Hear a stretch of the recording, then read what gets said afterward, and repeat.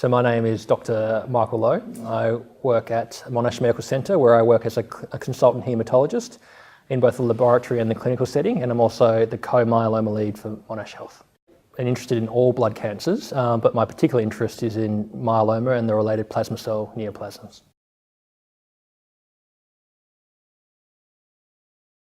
Myeloma, in its simplistic form, is a cancer of plasma cells, which are also known as antibody-secreting cells. Okay? And antibodies are very important because they help protect our body against infections.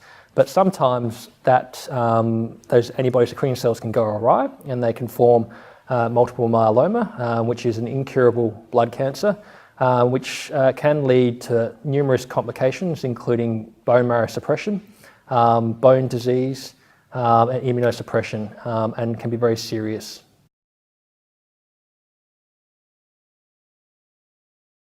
A lot of people with multiple myeloma will actually be completely asymptomatic when they're first picked up. And it can be picked up on a blood test called a serum protein electrophoresis, whereby they can pick up the abnormal antibodies that the myeloma is producing. It's called an M protein or a paraprotein.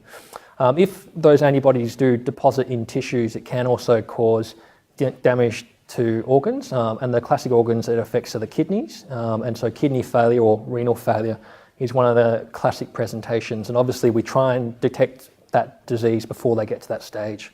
Can actually deposit in any other organ, and the other one of great concern is the heart, and in that case it's called amyloidosis, and that obviously is of serious nature.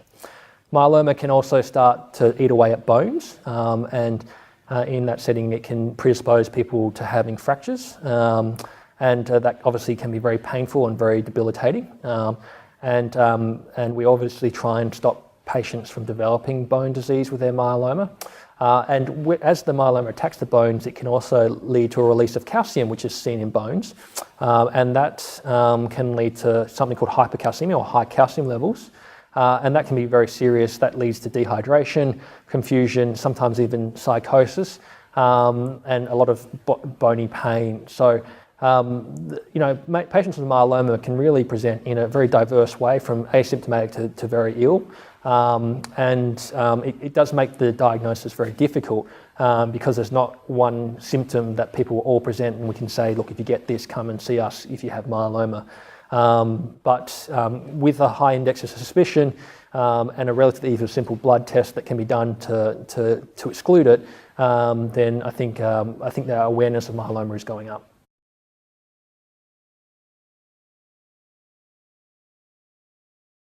To treat myeloma, essentially, we're using a chemotherapy-based approach, okay? And this is a combined chemotherapy. So one of the things that we talked about today in the seminar was that combinational therapies are better than single agents. So we don't just give people a single agent because we know they do better if they have a combination of treatments. The combination is generally a backbone of a steroid called a glucocorticoid. The examples of that are dexamethasone and prednisolone, with some chemotherapy, and we're generally using alkylating agents. So the classic ones are used in myeloma are cyclophosphamide and melphalan.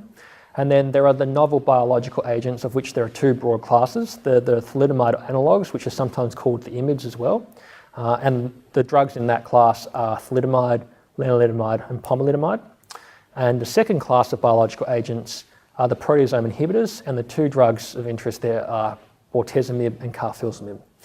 Now, in an ideal world, we would love to be able to give patients a combination of all four classes of drugs, but unfortunately, due to cost restraints, we aren't able to deliver that in Australia. And unfortunately, most patients will only be exposed to one biological agent at a time. So either thalidomide analog or proteasome inhibitor, one at a time. But in an ideal world, we would be able to give all the four classes together.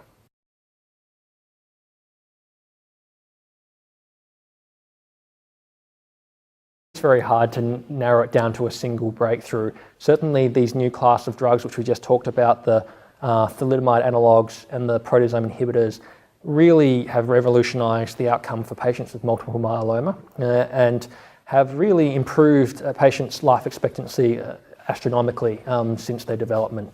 So I think the development of those two classes of drugs, as well as some newer therapies which are now starting to come out, some of the monoclonal antibodies which are really coming out either in trial or just coming onto the market, have really improved outcomes. But apart from just the actual therapeutics to target the myeloma, I think the supportive care and the way that we treat patients with myeloma has really improved.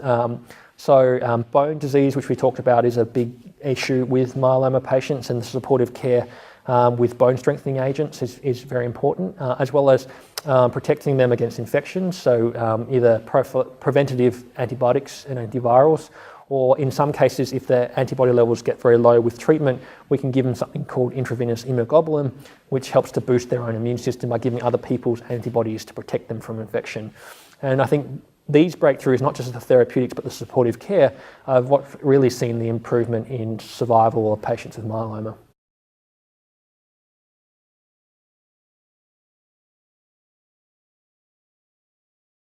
The big breakthroughs in myeloma are happening every day, okay? Even within Australia or even within Melbourne, there are constant new breakthroughs in terms of our understanding and how myeloma develops, how it works, how it escapes treatment, how it causes problems for patients. There are a number of outstanding research institutions doing it here. But there is some really exciting breakthroughs coming through from a therapeutic perspective in the next year or two.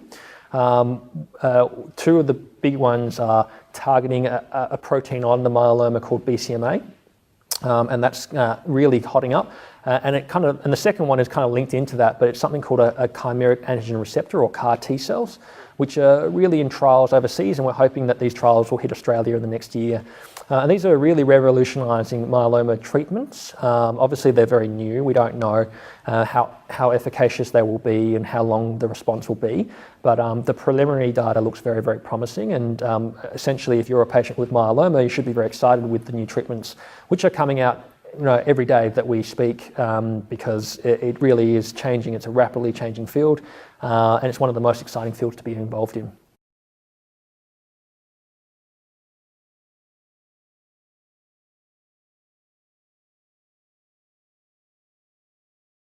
As we discussed earlier, bone disease is a major problem for patients with myeloma. The actual myeloma attacks the bones and can actually lead to holes in the bone, leading to increased risk of fractures. We know that patients that don't get bone strengthening medication are increased risk of fractures, poorer quality of life because of those fractures, and increased pain. And so we do recommend that people have some form of bone strengthening medication. And the bisphosphonates, such as zoledronic acid or Zometa, is one of the classic bone strengthening medications we use. Zometa is given as a 15-minute infusion once a month for patients with multiple myeloma. And it's got good efficacy in patients to strengthen their bones. And I think that any patient with active myeloma should have bone strengthening medication. It does come with side effects, and that certainly is something that we need to explore. But there are some other treatments. They're not what we call bisphosphonates. So there is a new class of drugs, and the one that's on the market at the moment is denosumab. And that's a sub-cut injection, so it's an injection in the tummy rather than an infusion.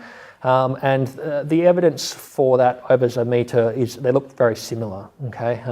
And from where I sit at this point in time, I would recommend that patients should choose either denosumab or Zometa or some form of bone strengthening medication, and it's really a patient decision about which one's better. I don't think there's good, clear, hard evidence from a scientific perspective as to which one would be a preferred regimen. So one of them's an infusion and one of them's a subcut injection, and they essentially have very similar side effects. So I think that whether you choose one or the other, it doesn't really matter, but you should seriously consider being on one of them, one or the other, for bone strengthening. Otherwise, you can get yourself in real trouble.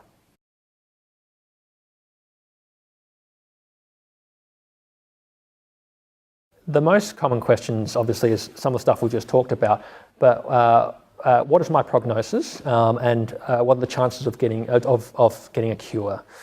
And I think prognosis is a very difficult thing to answer, because every patient will have a slightly different journey through this disease. But certainly the way I talk to my patients is that what we'd like to see myeloma become is a chronic disease. And there's a lot of focus on cure. But there are a lot of diseases which aren't curable. So high blood pressure or type 2 diabetes are both not curable conditions, but they are both treatable. And that's how we'd like to see myeloma, as a disease that you live with and you die with rather than die from. Okay? And so when we talk to our patients, we want to give them hope for the future, but we obviously don't want to sell them false hope, but we also want them to see this as a journey with us to guide them through. Now, in terms of an actual cure, cure to me implies that I can guarantee you that it's never going to come back. And that's a difficult thing to promise someone. And I do honestly believe that a cure for myeloma is not impossible, and I think it potentially could come in the next couple of decades. But there's a lot of work being done looking at this. But at this stage, we cannot tell people that it is a curable condition. And so we do have to be as honest with them and just say, look, at this stage, what we're hoping to create is that the myeloma becomes a chronic disease, which you check in with us on a regular basis to make sure it's kept under check. And we'd like you to live your life as normally as you had before you were diagnosed with myeloma. And that's always been our goal in terms of treating patients. If we can't cure you, is to maximise your quality of life and obviously your longevity as possible.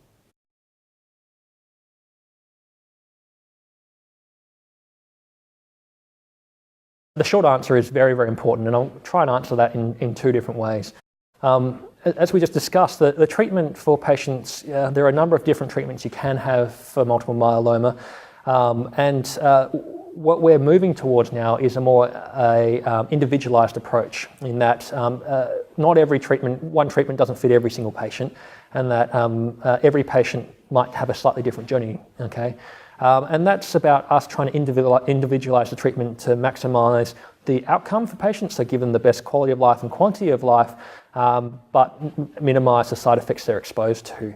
And so it's very important for patients to understand their disease and to understand what they're having done to them, because whilst as doctors we have a lot of scientific knowledge, the only person that really understands what's happening to a patient is the patient themselves and their loved ones.